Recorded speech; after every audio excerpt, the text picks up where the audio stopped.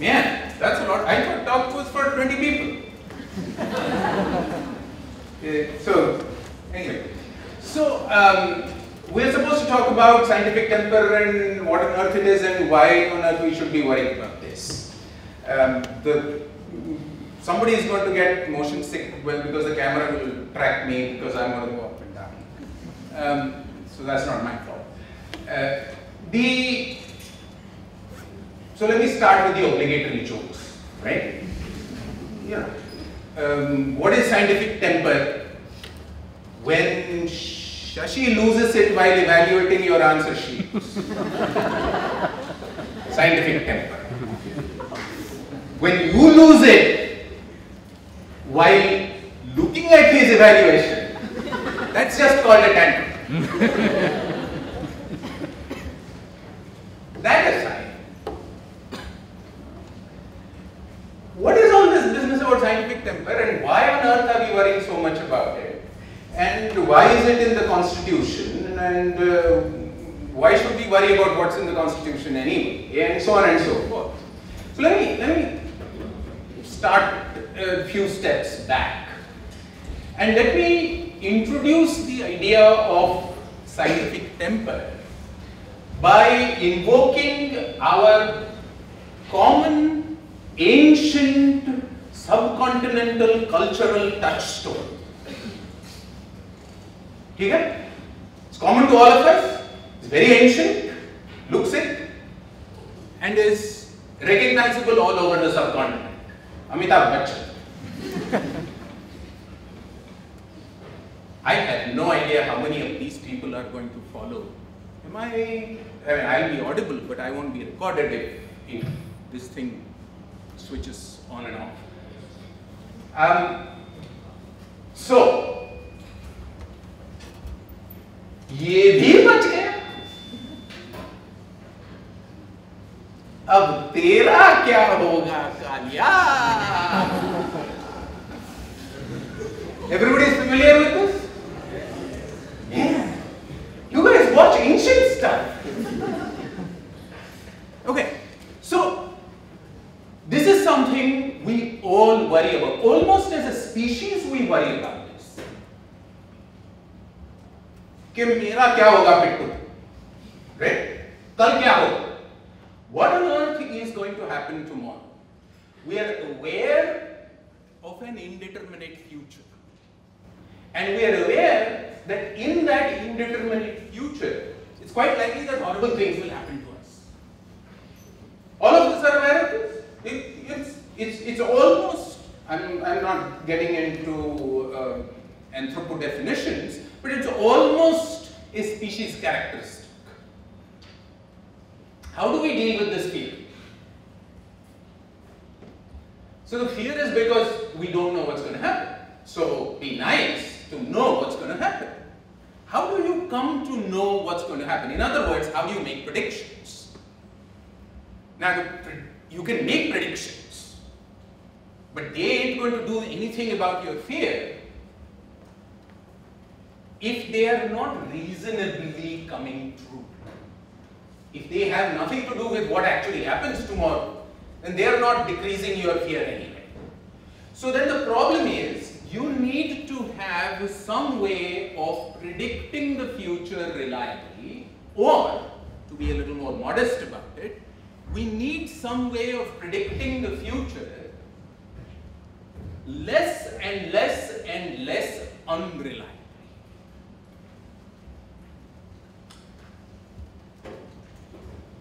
This is not what scientists do. This is not what you study in IISER. This is everyday life for all humans everywhere. Fair? You want to know what happens and you want to know it a little more reliable. How do you do this? So the trick is, you're making a prediction. How are you going to improve its reliability? You're going to improve its reliability the only way you know how empirically, by testing it and by changing the way you made the prediction and by retesting it and then again by changing the way you made the damn prediction until 5 steps down the road, the prediction doesn't look anything even remotely like the first version of the prediction, right? Software stuff. So, under those circumstances, here's a simple and straightforward argument. And that is, as a species, we have a scientific temper in our everyday life. Because this is what we do. This is how we do it. We worry about what's going to happen tomorrow. We try to build models that will of understanding how the world around us, and the world around us is both the animate world, the inanimate world, the social world, everything put together. We worry about what's going to happen. We build models of the various domains of this world around us, and we use those models to make predictions, and then we test whether those predictions come out to be kind of, sort of true or not. And mostly they don't. So you go back and change the damn model, and so on and so forth. And this, in simple terms, is the iterative process that you guys are supposed to be learning. But didn't you already know this? So aren't you wasting your time on it? Yeah. They won't even laugh at you.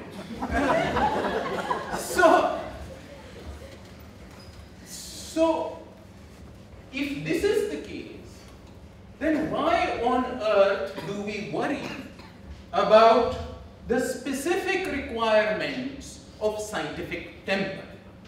We're worrying all the time. So, consider what happens as communities begin to build a store of empirical, model-based predictions. This is what we are talking about.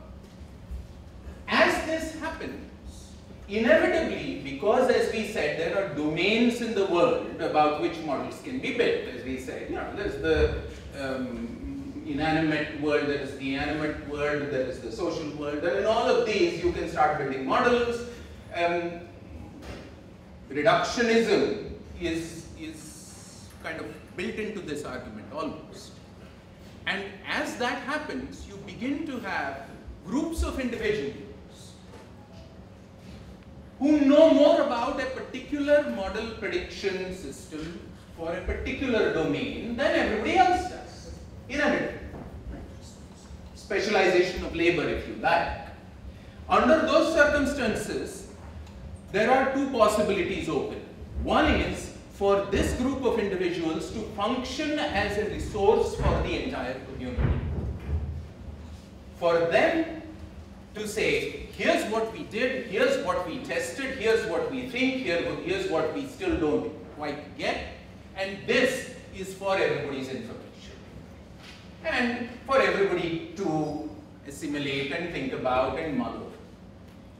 The alternative is for them to say, we have a model that makes these predictions. We are just telling you what the predictions are.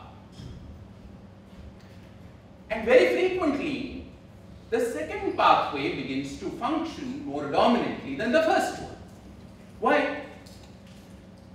So, somewhere on YouTube is a quote ascribed to me that somebody pointed out with evil laughter in the background that says something along the lines of scientific temper is what elite politics denies in our humanness.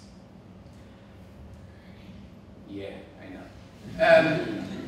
So let me explain that in the context of what I've said so far.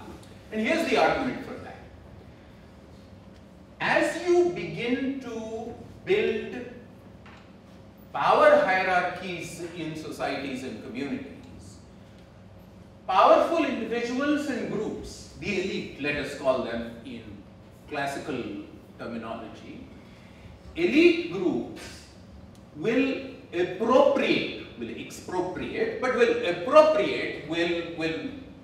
quasi-forcibly acquire goods and value from non-elites. In fact, that's how elites become elites and stay elites, right? There is a great advantage for the elites, if you think about it, in having non-elites unable to respond in meaningful ways to elite oppression. Of course. And understanding the world in meaningful ways, and what I mean by meaningful ways, I go back to what I began with and point out, understanding the world in all its facets as models that lead to predictions that every day in every way become a little bit better and a little bit better and a little bit better, is the ultimate instrument of empowerment. It's therefore no surprise that instruments of empowerment of this kind are something that elite politics will have a vested interest in denying, in not letting them function, in not letting them happen. How do you do this? You do this by converting the empirical process of iteration that we talked about. Build a model, you can't say, but I'm making a prediction, but now I'm going to test the prediction. And then you turn around and in all honesty say, it didn't work. And in all humility, therefore, you say, and therefore my original model is, if not wrong, not good enough. And therefore we need to go back and do something about it all over again. This structure of collegial, communitarian, ethical endeavor is the ultimate tool of empowerment as scientific temper. As elite politics and the specialized groups of people working with individual domains begin to emerge together, it's unsurprising that elite politics will tell groups of specialists not to function as true resources for the community, but to function as closed priesthoods that will issue, what's the word? Fatwas. Right? Under those circumstances, I suggest to you that it is that horrifyingly, grammatically terrible statement that has been ascribed to me, that scientific temper is what elite politics denies in our humanness, is absolutely correct. Let me point out a couple of peculiar features of natural sciences as you see them that contribute to this elite political takeover of the fundamental human community enterprise of science. And that is, first of all your textbooks in school, which I understand is an unimaginably long time ago, but try. Your textbooks of science, of natural science, was not called natural science. What was it called?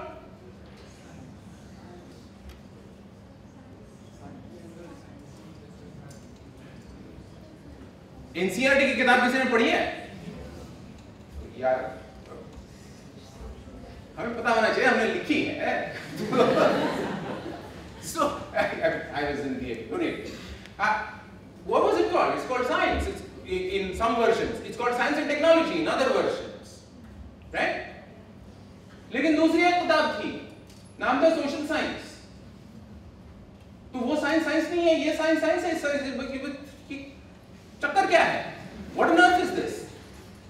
So is social science not science? And all of us behave as though social science is not science, right? And the only way in which that peculiar semantic dichotomy can be rationalized, I will not use the term justified, but can be rationalized, is to pretend that the fundamental societal utility of natural science is in creating technologies.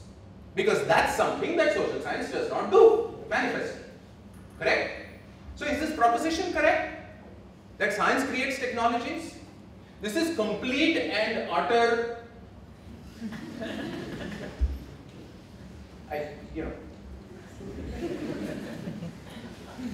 सांसदीय शब्दों का प्रयोग होना चाहिए. So it's bold attached. So this is fundamentally wrong. It's not wrong in the sense that science and technology are not connected to each other at all. Of course they are. Natural sciences are connected to technology, but so are social sciences connected to technology. Technological innovations arise in a rich and nuanced background landscape that consists of both natural science and social science awareness. Innovative minds, of whom hopefully there are very large numbers in the younger component of the room, because in the older components of the room there are none. That's why they're professors. No? So, all right, that's why we are professors. So, but there is not a linear relationship between natural science and technology. And therefore, the real societal value of natural science is not so much contributing to the landscape of technology. This is useful. But both of these components, contributing to the background landscape of technology and contributing to the empowerment of the community, are common features and properties of natural sciences and social sciences. Once you think about it in those terms, you suddenly realize that it's completely unsurprising that when elite politics begins to attempt to control scientific temper, they don't make a distinction between social sciences and natural sciences. Careful censorship is applied by elite politics equally to both social sciences and natural sciences. It is applied to the idea of inquiry. And in my last minute, one final point, and that is, when we think about who we are, what we are aware of the fact that we have a social position, born of elite politics, born of power hierarchies. We have a social position which, much to our discomfort, distress and indignation, is below other people in unjustified form, correct? In a variety of ways. The half of the room will know exactly what I'm talking about, and the other half will look at you and say, "Kyun roti ho aap?"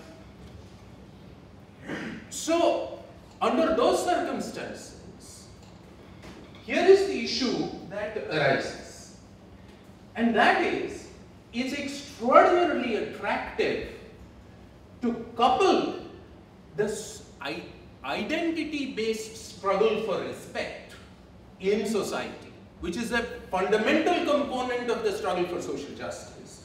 But it's extremely tempting to do one of two things in this struggle for identity, in the process, in the broadest term process of identity politics. And that is, number one, you say that we are going to use this apparent process of science to validate ourselves. कि हम भी कुछ बड़े थे, 5,000, 10,000, 6,000, 6,495, हर एक विरासत की एक अपनी अपनी सालगिरह होती है कि कितने साल बीते उस विरासत में. So we have this great, glorious and unbroken tradition, all three terms are nonsensical, and therefore, हम भी कुछ हैं. अरे भैया, हम भी कुछ हैं इसलिए कि हम इंसान हैं. हम भी कुछ इसलिए नहीं है कि हमारे दादा परदादा परदादा कोई थे. एक तो ये भी पता नहीं है कि वो सचमुच हमारे परदादा थे कि नहीं.